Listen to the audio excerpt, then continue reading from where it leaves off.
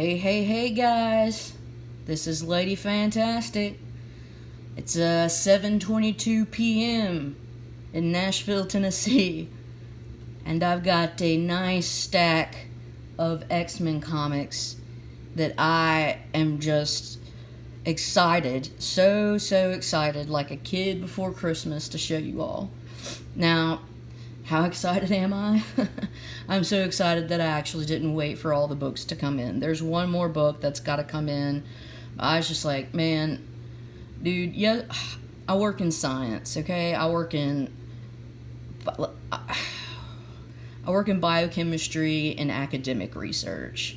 And basically, that's where all the actual science gets done before pharmaceutical research industries will actually throw money into something.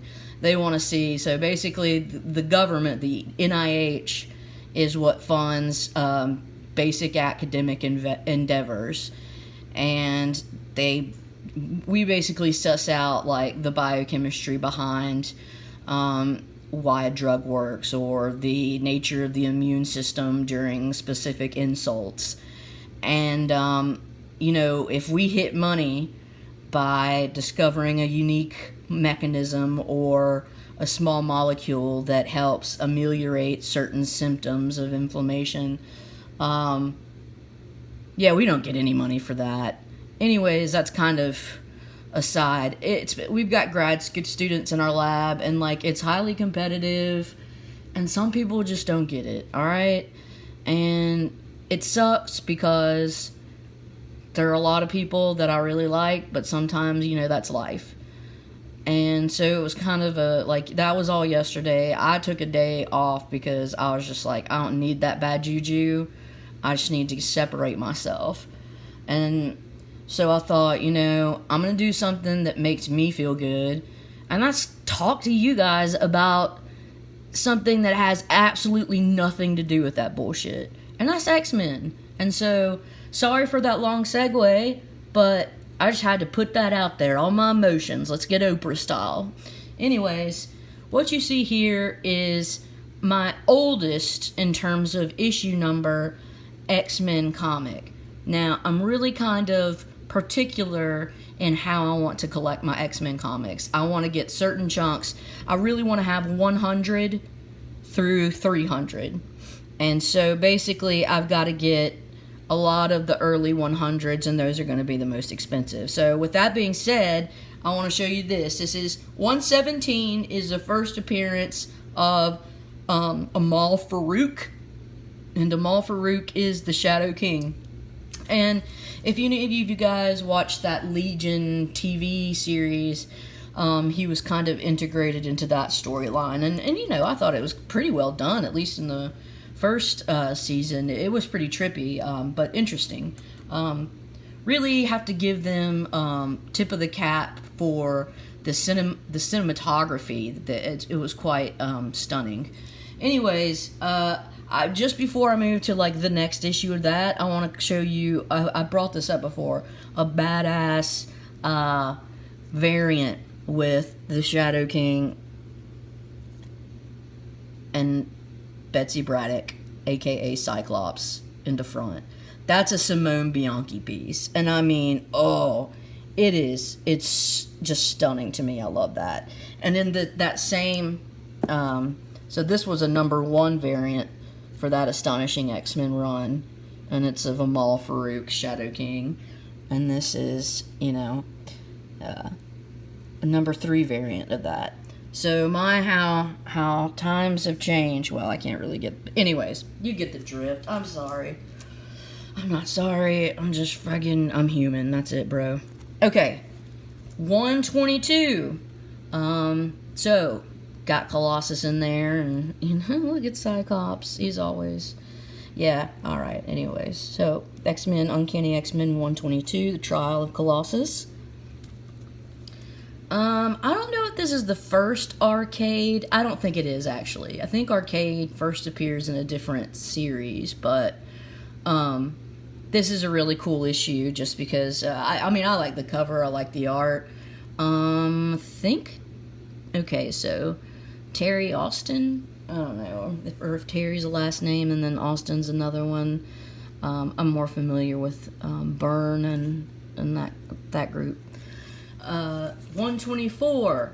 Yeah, that's a great look. Again, with me, I love the culture and the times being reflected in the comic, and you've got this, so Claremont was great in creating characters that were diverse and had all kinds of, different stories, and that's what really fleshed out the X-Men. I think made the X-Men so desirable, because, like, guys, if you collect comics, you know this to be true, that X-Men comics, you have to pay a freaking premium for them. They are always more expensive than their, other title counterparts made at the same time. And if you haven't noticed that, then maybe I'm just on crack or something, because I definitely noticed that there is a bigger price demand for X-Men comics. But it's because they were so damn relatable. There was somebody in there for everyone. 125. Jesus, just, all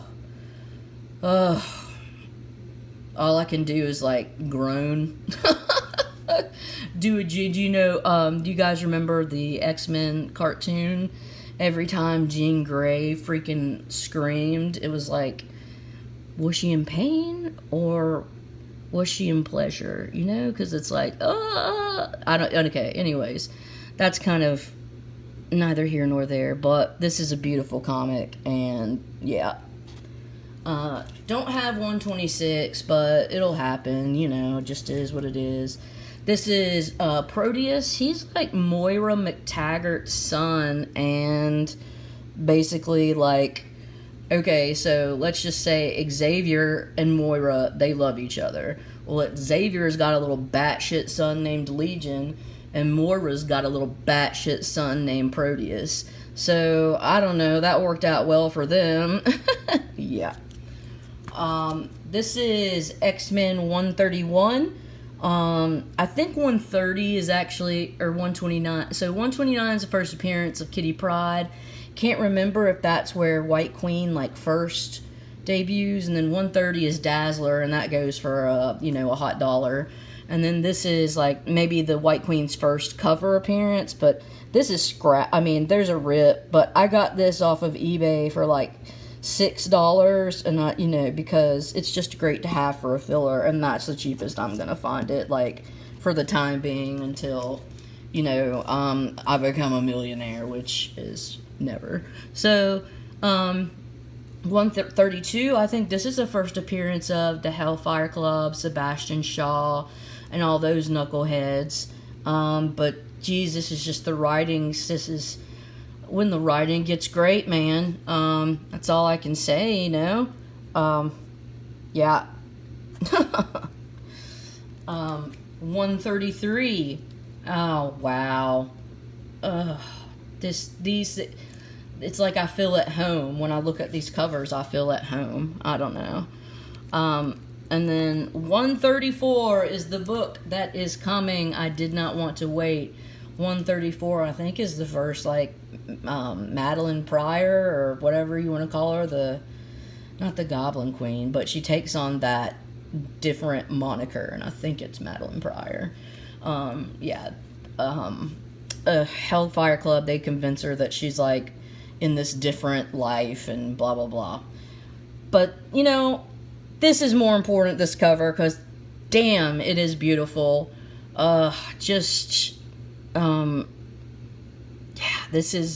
These comics, this run, oh, god dang, I love them. 136, this is another, so I saw something on, what do you want to call that thing, Instagram, and people were, posting Pieta, like, images, which is, like, I think Michelangelo did the Pieta, I could be wrong, I think he was the sculptor. But anyways, it's basically like Mary holding her dead son. And someone posted X-Men 280, and it's just, like, definitely almost exactly like that sculpture. But this is kind of a little, This is a bit Pieta-ish. Ish. This is 137. Double size. This is a cover.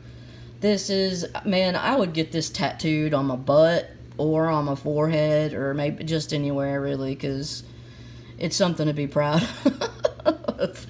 But yeah, don't hold me to that. But you know, you never know. I think his name was Mr. Miracle, and he had this insane Galactus tattoo sleeve, like just I'm not worthy, so beautiful. It was really just like gorgeous. 138. Yeah, by Cyclops. Him and all his little feelings. You know, he's just I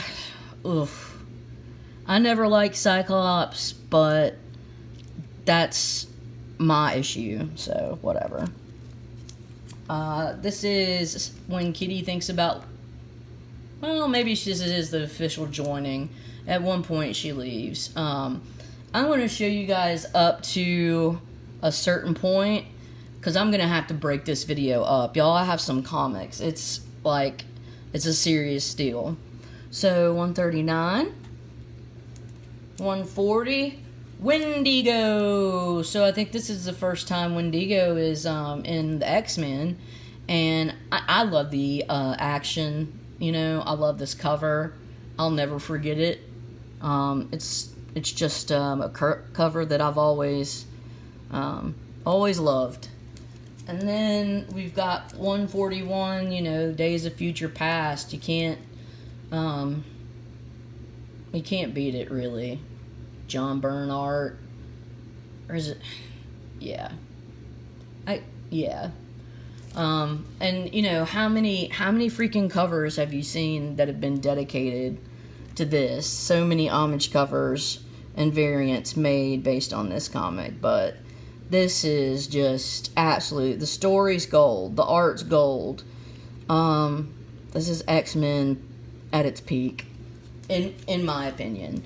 And then you've got the Sentinels. This issue, everybody dies. Yeah, this has to do with, like, Trask. Something, Bolivar Trask or something like that. And, you know, having to go back in time and destroy his plans for creating this new type of Sentinel that's, like, I think called Nomad or Nimrod maybe. And they're just big asshole, hard to beat Sentinels of the future. Anyways, yeah. 143, Christmas special. And the last issue that John Byrne does. So, 144. Man-Thing. Oh, little nugget. I just feel so bad for him. He's just like a little puppy that's on fire. Oh man, Dr. Doom's got his pimp cup, and he's got his Lady Storm by the side. I think he's kind of bragging. He's kind of puffing his chest out, I think. Just a smidge. Okay, man. Oh god, there's a lot. Okay, 146. Another arcade appearance, it looks to be. 147. 148. I really like that cover. It's just loud and full of, colors. Spider-Woman, Dazzler, Storm, Kitty's just kind of laying limp. It's a shadow Pieta. See what I did there? This is cool. It's a nice cover. 149. X-Men 150. Versus Magneto. That's 1981. This is just Pete Claremont era. This is the time. The X-Men time. 151. Kitty Pryde's leaving. Screw you guys, I'm going home. 142. Got a little hair pulling action here. Or 152. And then there's Kitty's at the movie. I think these are just a bunch of little fun tales, actually. In that issue, 153. 154, Starjammers, definitely. Gosh, what's his name? Corsair? Isn't he like this dude's daddy? Cyclops' daddy.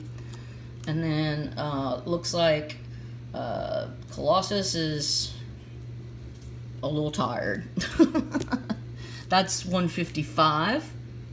156. Enter the Starjammers. Of course, they didn't really enter. They've been in the last, like, 4 covers that I showed you, so. And then just a beautiful dang cover. Art. Beautiful. I love the Phoenix. She's my girl. I don't know if that's Lilandra freaking out. Oh, it could be. Not. Yeah. They all kind of have that crap haircut. 158. So this is when Rogue first appears in X-Men. And it's a great comic. And Dave Cockrum, I think.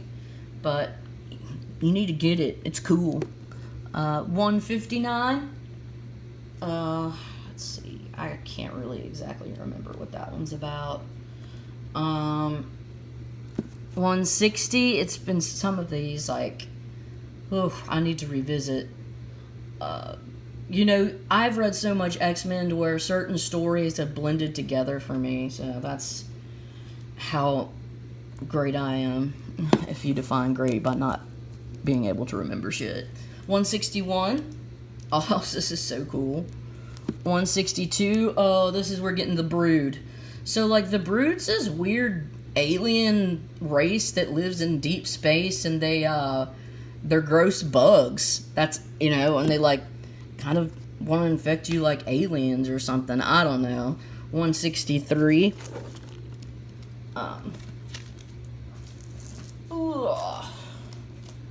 We're doing it, guys. We're getting through together. 164. So part of that story is that, like, Carol Danvers, is actually with them on this deep space, like, mission when the Brood, like, attacks or whatever, and the Brood, like, they kidnap her and they diddle with her, and it ends up, like, unleashing her binary powers, which causes her to, like, I mean, if you go binary, that's, like, one of the highest amounts of energy that you can't, like, binary fusion or fission. I don't know. I'm not great with the physics. She can make big bang bangs. 165. And I always thought this cover was so gross. It, like, as a kid, honestly, it scared me. I did not like it. 166. But I do like seeing Colossus body slam him. That makes me feel better.